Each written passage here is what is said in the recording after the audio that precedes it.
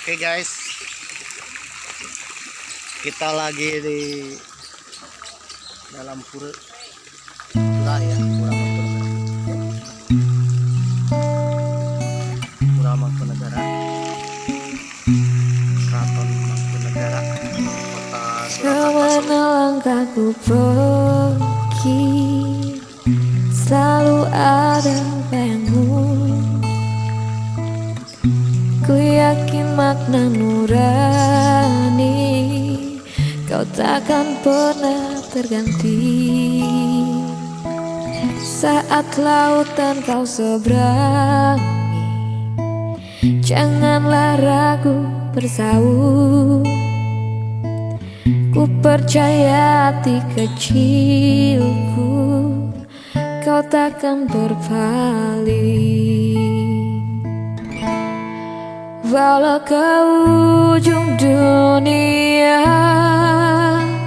pasti akan ku nanti. Meski ke tujuh samudra, pasti ku kan menunggu. Karena ku yakin kau hanya untukku.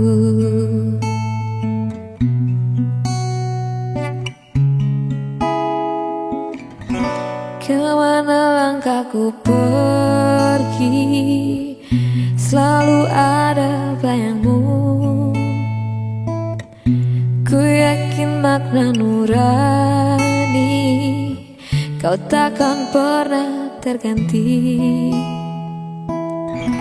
Pandanglah bintang berpijar, kau tak pernah tersembunyi. Di mana engkau berada, di sana cintaku. Walau ke ujung dunia, pasti ku kan menanti. Meski ke tujuh samudra, pasti ku kan menunggu. Walau ke ujung dunia, pasti akan ku nanti. Meski ke tujuh samudra, pasti ku kan menunggu. Karena ku yakin kau hanya untukku. Karena ku yakin Empat Raja ke kau sana, hanya untukku. area Pripat. Ini jalan-jalan, oh ini area Pripat. Wah,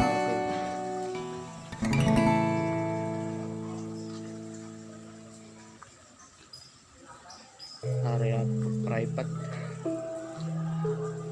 Nggak boleh ke sana.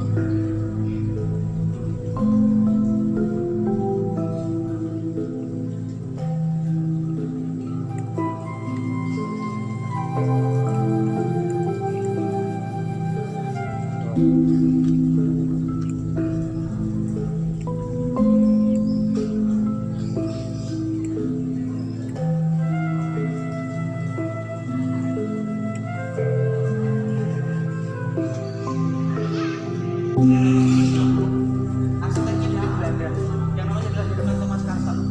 Thomas Carson ini sendiri itu, nah ini pasti tahu ini arsiteknya Thomas Carson.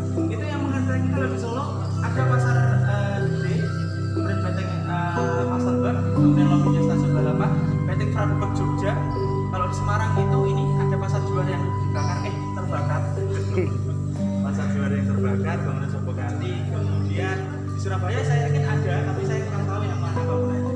Karena Thomas Carson ini sendiri seorang berbahasa Belanda, tapi lama tinggalnya di Jawa.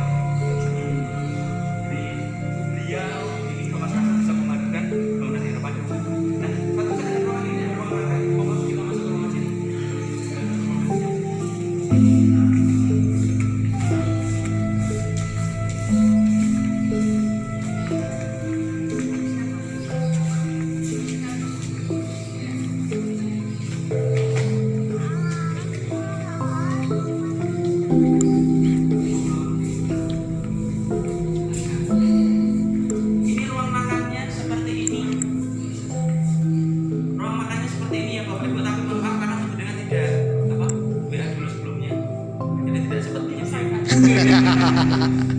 Apakah tidak diorderin mas? Oh, sebuah siang. Di atas ini kesannya dari dulu mas sering. Dan terus kalau kita makan, tapi sebenarnya kalau di sini kita nggak bisa makan.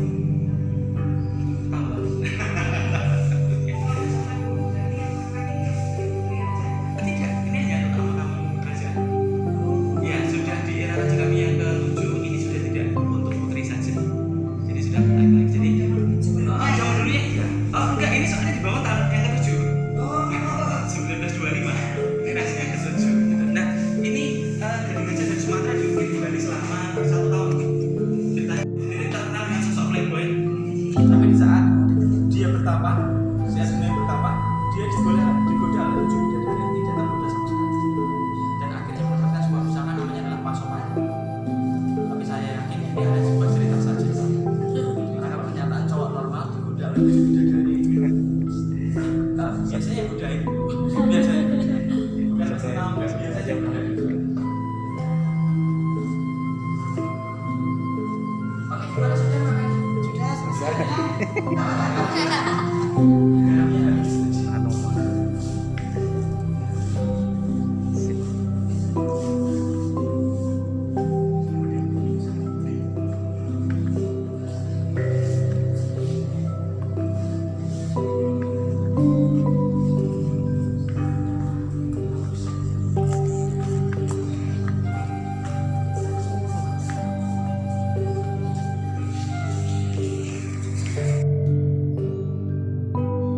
Assalamualaikum warahmatullahi wabarakatuh. Sampurasun. Apa kabar dulur-dulur baraya warga negara Indonesia? Tetap semangat di backpackeran akhir tahun 2023.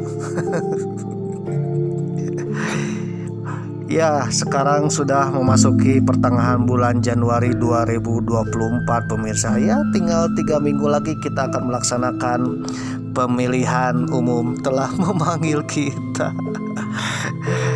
Oke pemirsa, ini dokumen tahun 2023 ketika Natal dan Tahun Baru. Meskipun ditayangkannya menjelang pemilu. Waduh. Mudah-mudahan hasil pemilu tahun 2024 nanti bisa memajukan negeri dan bangsa kita ya ke arah yang lebih baik, ke arah yang lebih maju. Dan mungkin saja Indonesia akan menjadi negara superpower dengan pemimpin yang baru. Amin. Siapapun yang akan memimpin nanti, mudah-mudahan negeri kita menjadi negeri yang makmur, sejahtera, dan juga menjadi negeri yang bisa mengayomi untuk mendamaikan dunia. Apalagi sekarang dunia masih bukan hangat lagi, mungkin bergejolak. Lagi panas-panasnya. Ya, mudah-mudahan tidak terjadi hal-hal yang tidak diinginkan. Yang menurut prediksi dunia akan bergejolak. Mudah-mudahan menjadi dingin dengan Indonesia, negeri yang damai dipimpin oleh pemimpin yang adil dan makmur. Amin. Mamang juga henti-hentinya mendoakan saudara kita yang ada di Palestina. Mudah-mudahan di tahun 2024 menjadi negeri yang damai, sejahtera, dan makmur ya sebelum kedatangan Zionis Israel. Mudah-mudahan saja negeri Palestina terbebas dari penjajahan Zionis Israel. Amin. Selain itu, mudah-mudahan bagi kalian yang masih menjomblo alias sendirian sudah waktunya menikah masih sendirian. Siapa tahu di tahun 2024 mendapatkan jodoh. Amin. Supaya nanti tahun baru 2025 tidak sendirian. Nah, bagi kalian yang sulit dapatkan jodoh, ya datang aja ke Pura Mangkunegara. Kebetulan rajanya masih single pemirsa. Ya, siapa tahu jadi jodoh. Bagi para ladies yang masih single ya, boleh jalan-jalan ke Pura Mangkunegara. Siapa tahu dilirik oleh sang raja. Waduh. Tidak ada yang tidak mungkin ya. Yang namanya jodoh itu di tangan Tuhan.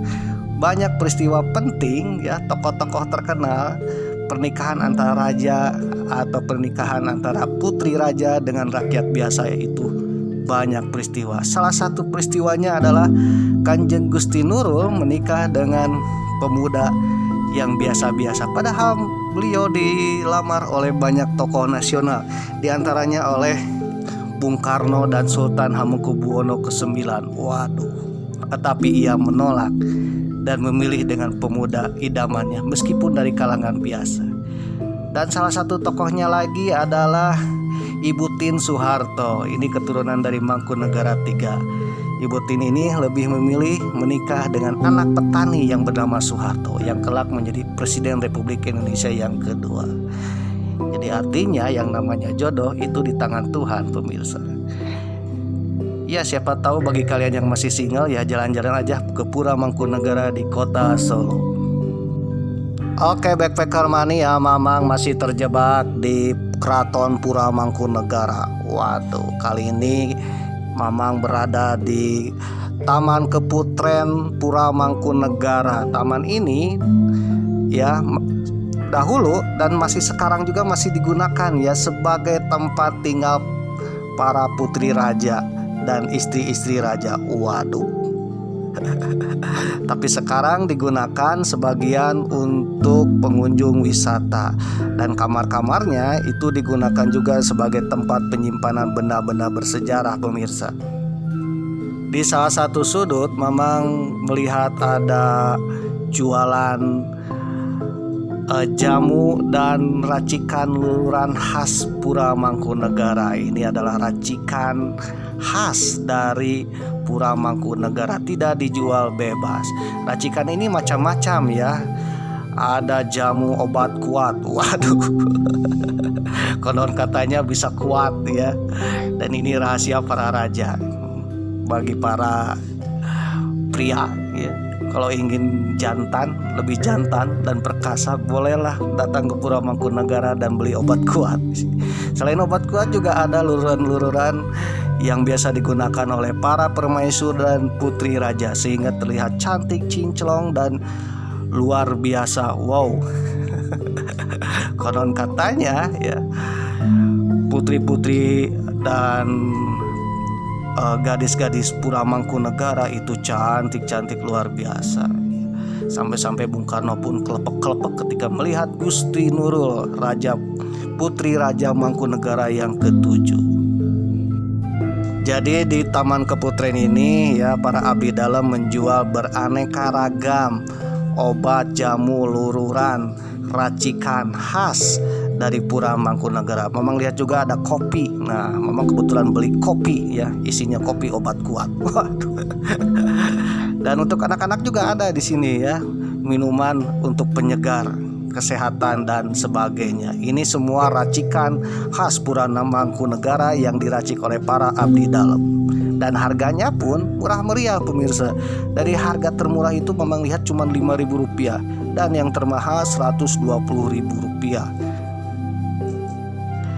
Area Keputren ini berdekatan sekali dengan area privasi raja. Jadi ada area-area tertentu yang dilarang dimasuki oleh para pengunjung. Kebetulan kata Mas Dodi alias tour guide Mamang nih, jangan ada larangan-larangan yang dilanggar. Kalau dilanggar seperti memotret sembarangan, memasuki area sembarangan, Mamang tidak boleh keluar dari Mangkunegara. Waduh. Ya menurut Mamang kalau seandainya melanggar terus tidak boleh keluar, ya mengasihkan ya apabila terjebak di Pura Mangkunegara, karena sangat indah sekali di Pura Mangkunegara ini. Oke, backpacker mania. Jadi di area ini berbatasan langsung dengan area privasi raja, karena area-area privasi raja masih digunakan oleh raja dan keluarganya untuk tinggal. Jadi pengunjung tidak boleh sembarangan melangkah, harus dipandu oleh tour guide. Di area Keputren ini kalian bisa melihat berbagai macam koleksi yang dimiliki oleh Raja Pura Mangkunegara. Salah satu koleksinya adalah berbagai jenis satwa, dari burung ya, unggas ada di sini, dan juga benda-benda bersejarah lainnya seperti keris dan pusaka. Waduh.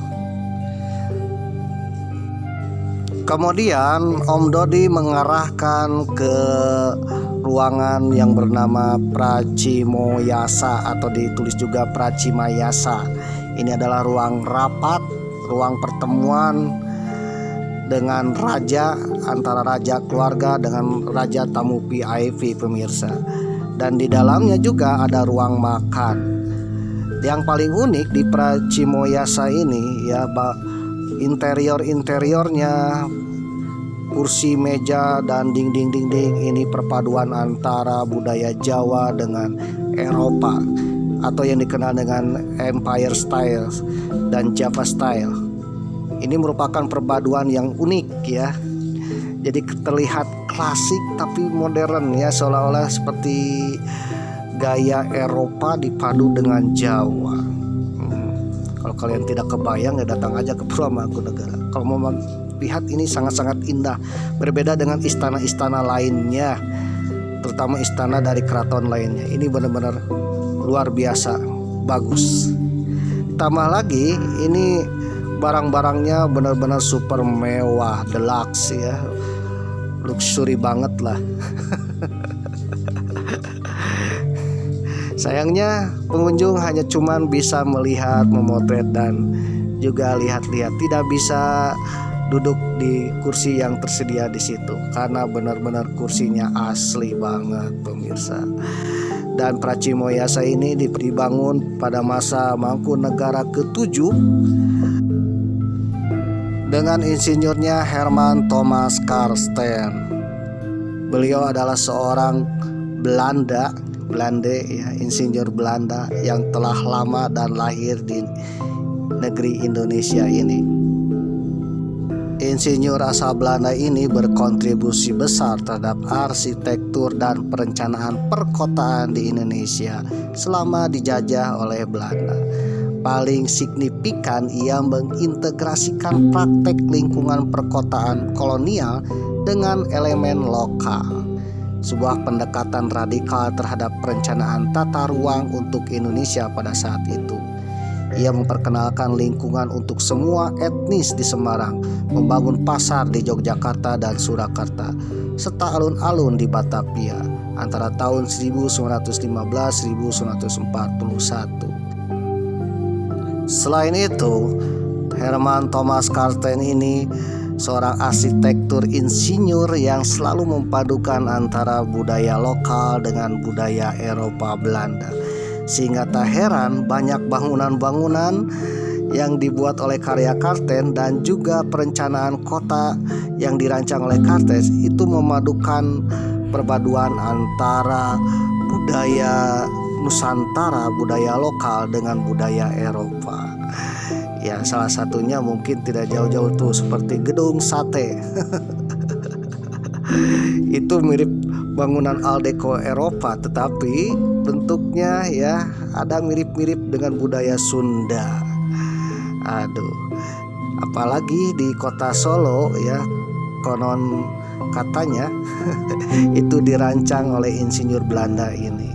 Sehingga bangunan-bangunan di kota-kota seperti Solo, Jogja, Malang, Batavia ya, bangunan-bangunan khas Hindia Belanda itu unik ya, mirip bangunan Eropa tetapi juga berbeda dengan Eropa karena ada unsur budaya lokalnya, ada unsur budaya arsitek lokal-lokalnya pemirsa, sehingga terlihat unik dan menarik dan berbeda dengan negeri asli Belandanya.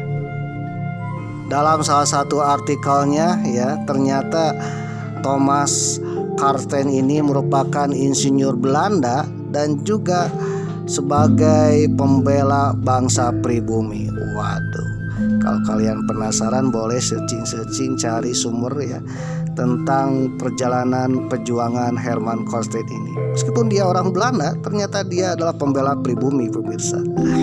Bagaimana kisahnya mungkin Mamang akan bercerita di episode yang lain ya.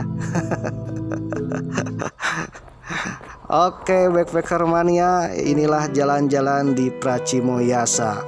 Ini adalah ruang privasi aslinya ya, privasi raja, tidak boleh dimasuki.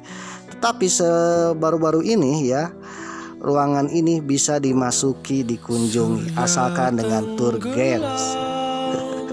Asalkan dengan tour guide ya. Jadi kalau kalian penasaran dengan ruangan privasi raja, kalian boleh jalan-jalan aja ke Pura Mangkunegaran di Kota Solo. Di hati remuk Wah, koleksi mainan ini.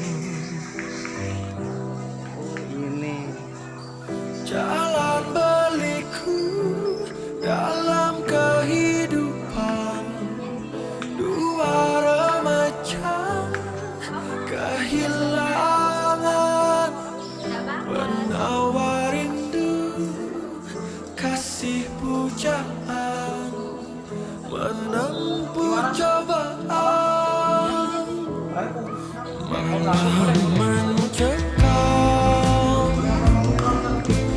rembulan sendurawan anak perawan menanggung rindu dendam jalan berliku dalam kehidupan dua remaja kehilangan penawar rindu kasih pujaan menang